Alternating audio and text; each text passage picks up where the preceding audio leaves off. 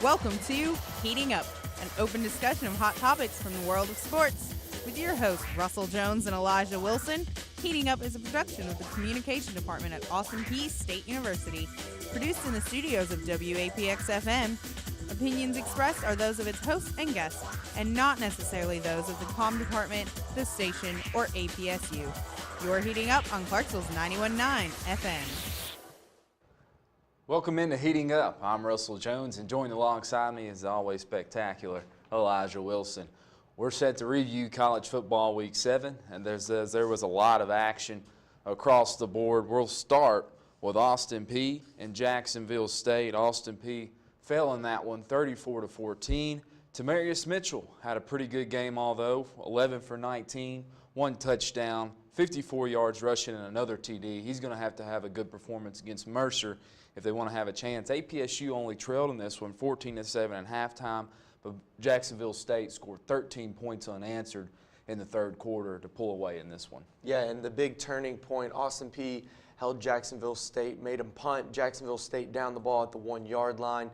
Then ensuing possession, Austin Peay fumbled a snap, and Jacksonville State was able to recover. It put the lead at 21-7 for Jacksonville State.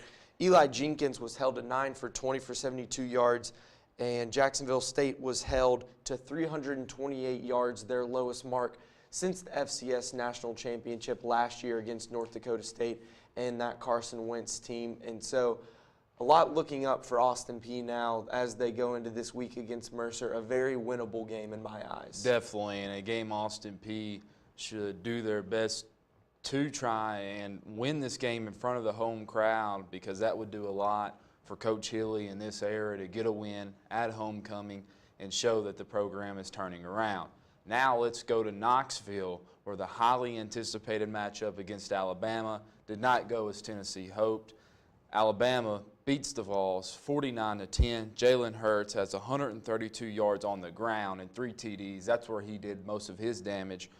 Alabama had 438 yards rushing to UT's only 32 yards rushing. Yeah, and if you look at the game, it looks like Bob Shoop had no idea that Jalen Hurts could run the ball, and that Bob Shoop is the Tennessee defensive coordinator, and it looked like he had no idea that Tennessee wouldn't be able to stop the run.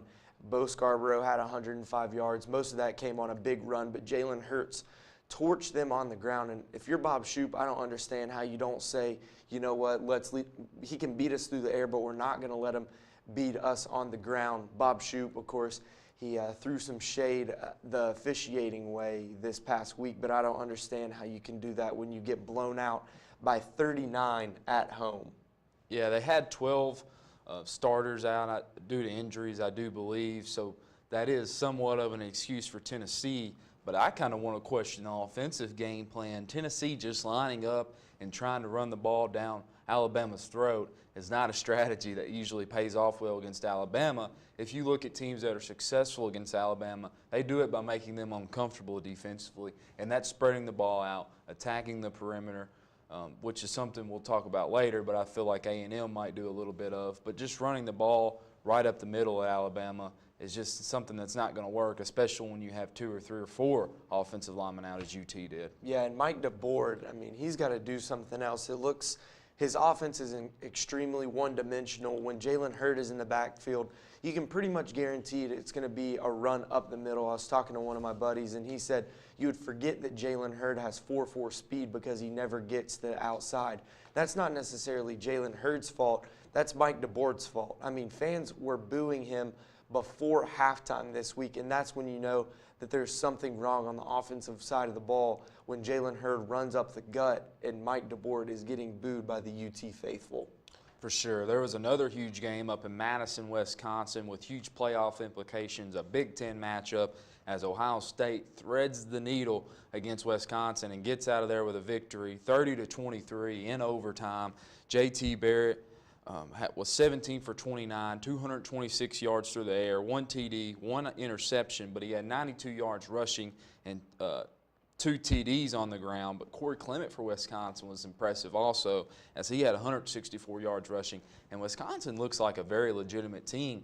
They just had to play such a tough schedule, Michigan and now Ohio State. But Ohio State, this is a game that you just win, find a way to win no matter what, and they did that. And I feel like it's just another huge brick in their steps to make the playoff and win a national championship. Yeah, and lucky for us, we may get to see this game again. This could be a rematch for the Big Ten championship in Indianapolis, and I'm hoping that we get to see that. It may be tougher for Ohio State to win that. A lot of people always say it's hard to beat a good team twice, and Wisconsin proved this week that they were good.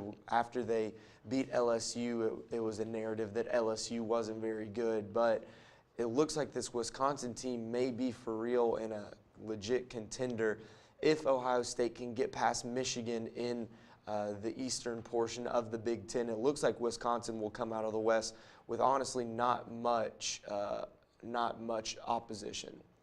For sure, that Ohio State team is very impressive, as Wisconsin is as well.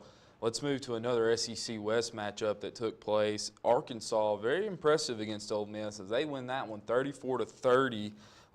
Chad Kelly only 18 for 39, so completing less than 50% of his passes, probably his worst performance of the year so far. 253 yards, only a TD and interception. Now Austin Allen, the Arkansas quarterback, was 19 for 32, 229 yards, 3 TDs, and 1 interception, while Raleigh Williams, the Arkansas running back, rushed for 180 yards rushing on the ground. So Arkansas, that offense finally got going and looked very impressive. And this win for Arkansas honestly makes this weekend's matchup for A&M and Alabama that much more important, because this Arkansas win over Ole Miss pretty much pushes Arkansas and Ole Miss out of SEC West contention. They both have 2 losses in the SEC West. And Arkansas has only come from the 2 best teams in the SEC West in number 1 Alabama and number 6 Texas A&M. And so right now it looks like it's going to be Alabama and Texas A&M at the top. And so this weekend, this matchup makes that just more important. My note from that Ole Miss-Arkansas game is Evan Ingram, 7 receptions for 111 yards, a touchdown. He's got to be one of the premier tight ends in the SEC, maybe behind a couple other people, but he looks really good. He's more of that Jimmy Graham type. You have O.J. Howard, who is plays for Alabama, but he's more, O.J. Howard looks to me more of a Gronk type guy. But this guy, Evan Ingram, for Ole Miss is the real deal. We're going to be talking about him when it comes combine time. That's interesting. That's interesting. And we'll have more on that Alabama-Texas A&M game taking place in Tuscaloosa after this break. Keep watching Govs TV and listening to Clarksville 91.9. If you or someone you know is interested in attending Austin Peay, make sure to sign up for AP Day. AP Day provides an opportunity to preview the university, and it's coming up Saturday, October 29th. Tour the campus, meet with academic departments and campus organizations. There's also sessions on admissions, financial aid, and housing. For more, go to apsu.edu/AP Day or call 1-800-844-APSU, a campus and community reminder from 91.9 FM. Identity theft is a serious crime. It can ruin your bank account, your credit history, and your reputation. Learn how to avoid being an easy target for identity thieves. Guard your sensitive personal information and change your passwords often. For more tips on staying safe online during National Cybersecurity Month, check out APSU's Office of Information Technology's booth in the UC all during October. A campus and community reminder from Clarksville's 91.9 FM. Early voting for the November presidential election is now underway in Tennessee. Registered voters in Montgomery County can cast an early ballot at the Election Commission office located in Veterans Plaza, 350 Pageant Lane. Ballots may be cast from 8 until 6 Monday through Friday, 8 until 4 on Saturdays. You will need a state or federal photo ID in order to cast your ballot. For more information, call 648-5707, 648-5707, a community reminder from Clarksville's 91.9 FM. If you care about the resources the Manna Cafe provides to the hungry and homeless in our community, here's a couple of ways you can prove it. Donate your time as a Manna Cafe volunteer. Donate money on a one-time basis or on a monthly reoccurring basis. Find out more ways you can prove you care about the mission of Manna Cafe. Check them out online at manacafeministries.com or call 933-0970. A campus and community reminder from Clarksville's 91.9 FM. Welcome back in to Heating Up. I'm Russell Jones, and joined alongside me is Elijah Wilson as we're set to preview College Football Week 8. It's hard to believe that we're that far along in the college football season, but we'll kick it off with probably the game of the year as the number 6 Texas A&M Aggies travel to Tuscaloosa to face the number 1 team in the land, Alabama. Alabama, an 18.5-point favorite in this one. I almost passed out when I seen that line. 18.5 points. As Alabama, though, has shown that they can lay the whooping to anybody, and that spread might be justified, but I'm very tempted to take the points, as I probably will urge you to do so as well. Tell me, what can Trevor Knight and Travion Williams do to get out of Tuscaloosa with a win? Texas A&M is a rich man's Tennessee. You got Trevor Knight, who can run the ball about like Josh Dobbs does. He does really well on read options, but the thing is Trevor Knight can make more happen with his arm than Josh Dobbs can, and so I look for this Texas A&M offense to put a little bit more pressure on Alabama's defense, make them a little bit more uncomfortable, force Alabama to make plays in the open field, getting Christian Kirk, Travion Williams in the open field, and forcing Alabama's players to make tackles in the open field. I don't know if A&M can win this game. I think they cover pretty easily, but I do see A&M making Alabama uncomfortable on multiple sides of the ball. This is my heating up matchup of the week, Texas A&M and Alabama in Tuscaloosa. The last time A&M faced off in Tuscaloosa, Kenny Hill was the quarterback, now at TCU. Alabama laid the hammer on Texas A&M, winning 59-0. But I think this is a very different Texas A&M team, quarterback that is very, very capable in Trevor Knight. Myles Garrett looks to be healthy again.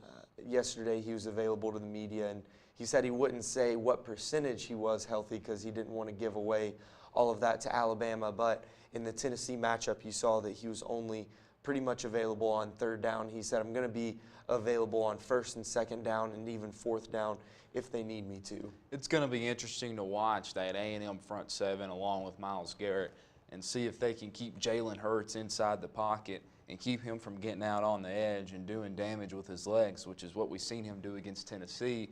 And I feel like that's going to be a huge matchup to watch in this game, is A&M keeping him in the pocket and forcing him to beat that Aggie defense with his arm. Yeah, and that's exactly what John Chavis is going to do. I'd be shocked if he let Jalen Hurts run crazy. There weren't many times in the Tennessee game where I thought to myself, oh, wow, Jalen Hurts just made an unbelievable throw. If you're Texas A&M, you've got to go into Tuscaloosa and you have to force Jalen Hurts to make throws. You cannot let him beat you with his feet, because that's going to be what is very easy for him, and it'll be a long day for the Texas A&M Aggies if they can't stop Jalen Hurts on the ground. But I'm very interested to see what John Chavis and company does in Tuscaloosa. We'll move to another SEC West matchup, and this will be my lock of the week. The number 17 Arkansas Razorbacks at Auburn. They're a 10-point dog in this one. I think Arkansas wins outright against the Auburn Tigers. Just Austin Allen and Raleigh Williams playing well. That offense is just going to be too much for the Gus Malzahn Tigers to handle. When I looked at this line, I couldn't see a scenario where Auburn wins by 10 points. I mean, I don't even know if Auburn can score 10 points, much less beat Arkansas by 10 points. I mean, this is an Arkansas team that just came off a huge win against Ole Miss. And yeah, there might have been a lot of emotion in that game, but I can't see this game going Auburn's way 10 points wise. I just can't see Auburn taking this one by 10. I agree with you on this one. Arkansas, I think, wins outright and covers. Next, we'll go to another SEC West matchup, the two forgotten teams.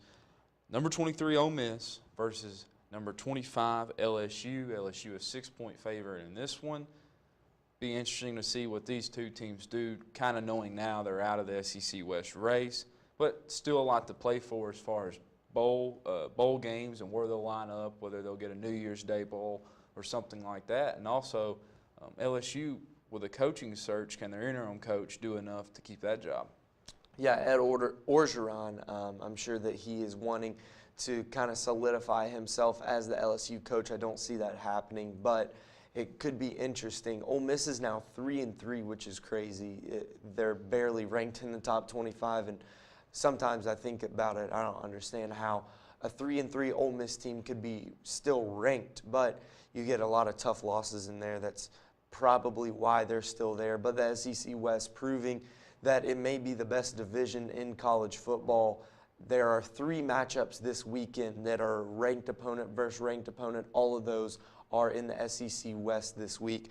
I do think Ole Miss can cover this line. LSU is a little banged up.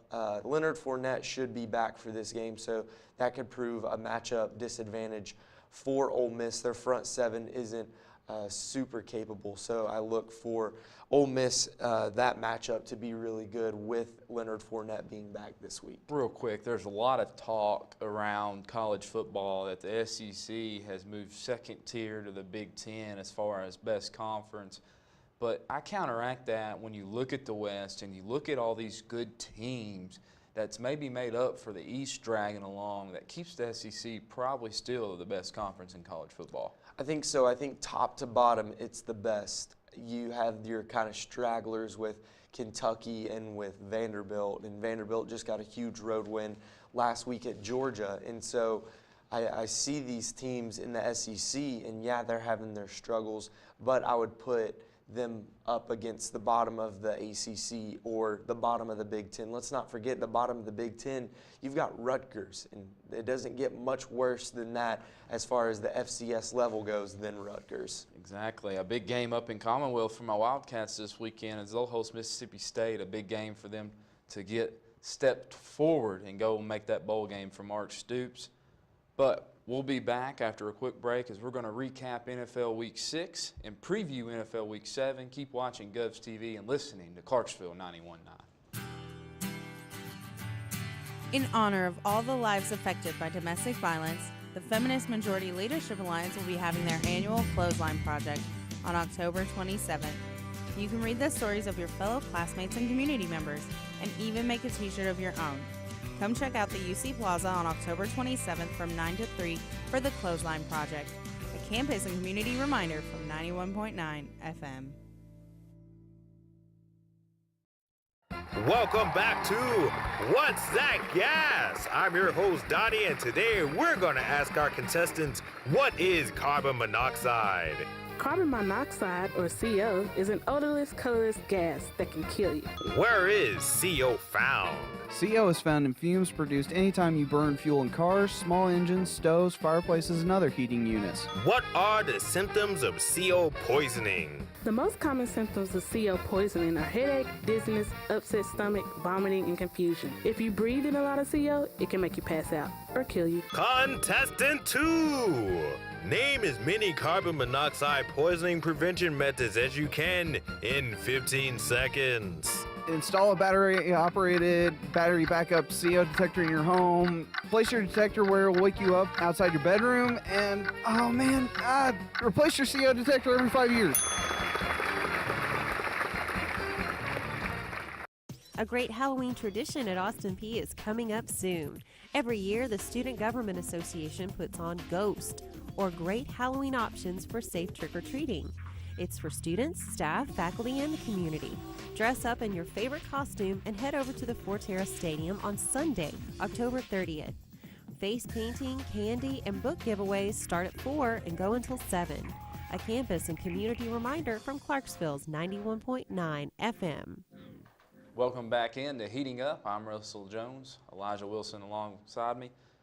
A big win for the Titans at home to show maybe that there's a new era, that they're going to win games that they're supposed to win, as they beat the Browns 28-26, which the score really doesn't show how much the Titans dominated this one. Although Cody Kessler was very impressive, as he seems to he could grow into that Browns quarterback role. And Terrell Pryor's a heck of an athlete, but the Browns scored some late touchdowns and recovered an onside kick to make that game look closer than it was. Mariota was 17 for 24, 284 yards through the air, 3 TDs and 1 interception. a pretty impressive day for Mariota. Kendall Wright was the receiver that he went to time and time again, as he has 8 receptions for 133 yards and 1 TD, 6 total sacks for that Titans defense, as they look very impressive and set to go on a little winning streak here as they host Indy at home and then Jacksonville at home in a Thursday night game. And I think the Titans very well can. They showed me in this game that their defense can play against anybody in the NFL. When that pass rush is going and when McCourty and Cox can play solid and just let those safeties run free, and Rashad Johnson and Kevin Byard and Denor Searcy and Damian Stafford, the defense is deep and has a lot of talent. Yeah, and I saw Brian Arakpo has 7 sacks through 5 games this year, which bodes well for the Titans offense. I was talking to a friend and they said, gosh, I can't believe the Titans only beat the Browns by 2. And that score, as Russell said, wasn't very indicative of how the game actually went. The Titans pretty much dominated this one, and it was good to see Kendall Wright back in that role as a premier wide receiver for the Titans this year, #1 wide receiver. And the Titans did what they needed to do to win this game. I don't care if they beat the Browns by 30 or by 2. They beat the Browns, and they needed to get that home win in front of the home crowd for the Titans faithful that has endured a lot of suffering the past few years. And I'm excited for these next couple weeks as we're going to talk about the AFC South and how wide open it is. But I'm excited for the Titans as they go in to this 2-game stretch with 2 AFC South opponents. Just a quick pet peeve of mine I want to touch on. No win in the NFL comes easy. I hate when I tell people, well, the Titans only won by 2. Well, this is the NFL. These guys are professionals. They're paid to play football. I don't care if they're the worst team. And that also, the Ohio State Buckeyes could beat the Cleveland Browns. No way. Absolutely. With guys crazy. like Terrell Pryor on the field and Joe Hayden and that Browns defense, which is a top 5 rushing defense in the league, they would blow Ohio State off the field. The NFL is the deepest, most talented league of all professional sports. No win comes easy, and that's what the Titans have to do, is keep winning week in and week out. Now let's move on to another big game that's kind of surprised me. The Dolphins, a team the Titans took care of pretty easily in Miami last week, beats the Steelers 30-15.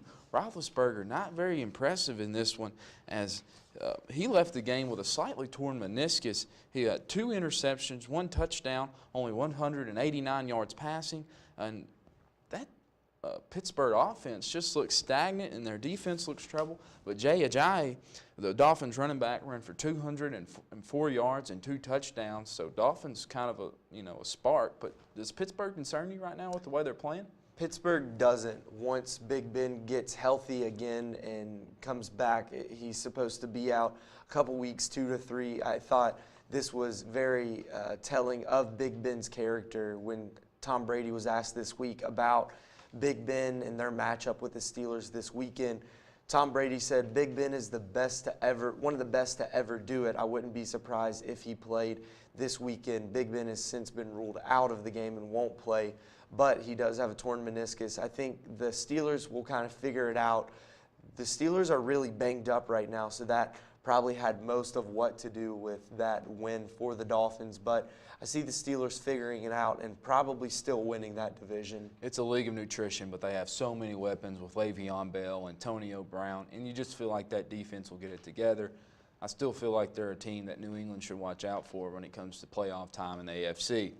Now let's move to the Texans versus the Colts, as the Texans edge at that one 26-23 in overtime. They are the first NFL team since the 2011 Tim Tebow-led Denver Broncos to rally from a 14-point deficit in the final 3 minutes, as the Colts blew that game.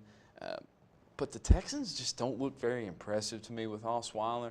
And Andrew Luck and the Colts, they're going to have an organizational change, whether it be at the front office or just a major cultural change, as that team just looks to be falling apart around with the one bright spot they have in Andrew Luck. By no means do I feel like their struggles is Andrew Luck's fault. I just feel like they haven't built the team around him in the trenches where it matters to make him successful. Yeah, and if the Colts are going to be successful, they've got to get a line for Andrew Luck. He gets killed every weekend. But after this win for the Texans, yeah, great win for the Texans.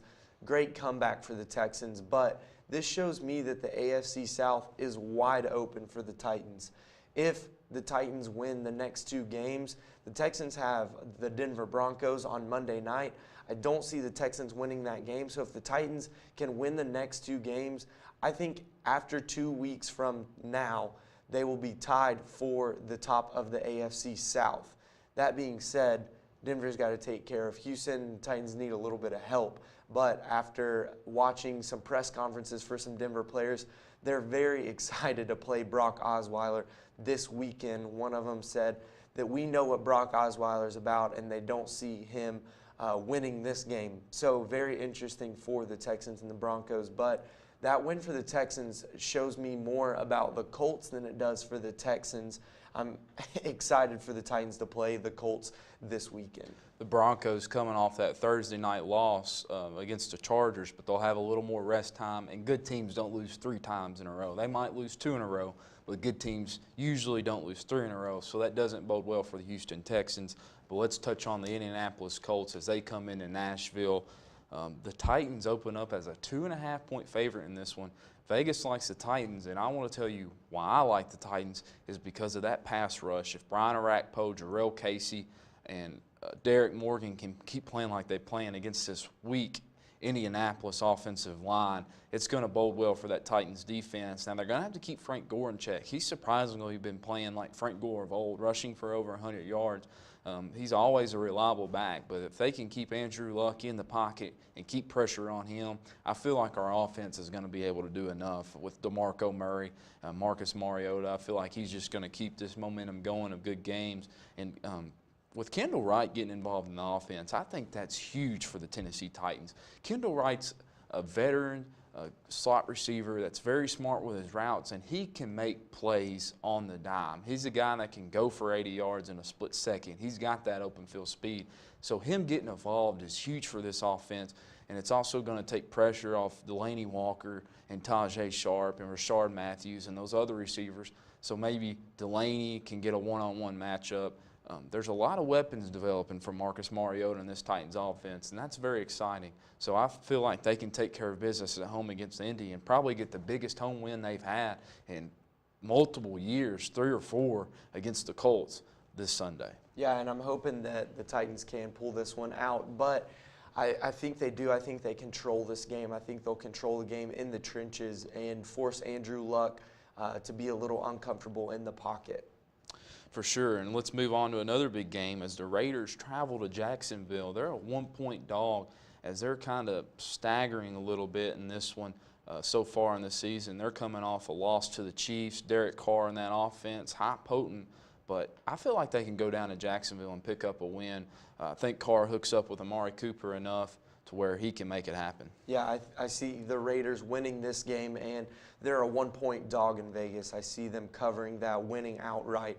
I'm excited for the Raiders to play this game against the Jags. Another big game I like, Seahawks, Cardinals, Sunday Night Football. I love the Seahawks to go and beat the Cardinals. Russell Wilson and that offense finally going to get it together, and that defense we know is always going to play spectacular. Yeah, absolutely. I think the Cardinals still have some stuff to figure out. They won on Monday, but it was against a really bad Jets team. Thanks for watching and listening this week. A big matchup for the Austin Peay Governors football team as they're going to play Mercer at homecoming. We hope you watch that one. I'll be on the call with Christian Christensen on that one. Thanks for watching Govs TV and listening to Clarksville 91.9. You've been listening to Heating Up, a weekly discussion of hot topics in the world of sports. Heating Up is a copyrighted production of the Communication Department at Austin Peay State University and produced in the studios of WAPX-FM. Opinions expressed on Heating Up are those of its hosts and guests and not necessarily those of the comm department, the station, or APSU. Join us next week for another edition of Heating Up on Clarksville's 91.9 FM.